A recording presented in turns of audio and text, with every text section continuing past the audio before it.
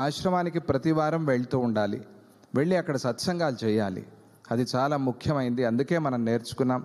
ఇలాగే గ్రూప్గా అక్కడికి వెళ్ళి పాడాలి. తర్వాత పెళ్ళిళ్ళయి ఉద్యోగాలు వచ్చాక మీరంతా బిజీ అయిపోతారు. అలా బిజీ అయిన తర్వాత అయ్యో అప్పుడు చేయలేకపోయామే అని అనుకుంటారు. కనుక ఇప్పుడే వెళ్ళి పాడండి. పెళ్ళి అయి పిల్లలు కలిగిన తర్వాత, మనవళ్ళు మనవరాళ్ళు కలిగిన తర్వాత కూడా భజనలు పాడుతూ ఉండండి. మీకు ఎప్పుడు అప్పాజీ వారి ఆశీస్సులు పరిపూర్ణంగా ఉంటాయి. ఎక్కడున్నారు అప్పాజీ అంటే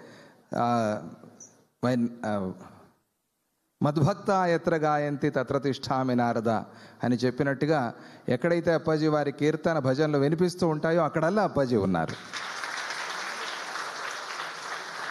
కనుక ఆ భజనలోనే అప్పాజీ ఉన్నారు అని ఆ నమ్మకంతో, ఆ విశ్వాసంతో, ఆ భక్తితో మీరు భజనలు పాడుతూ ఉంటే మీరు కోరుకున్నవన్నీ కూడా అప్పాజీ వారు తీరుస్తారు.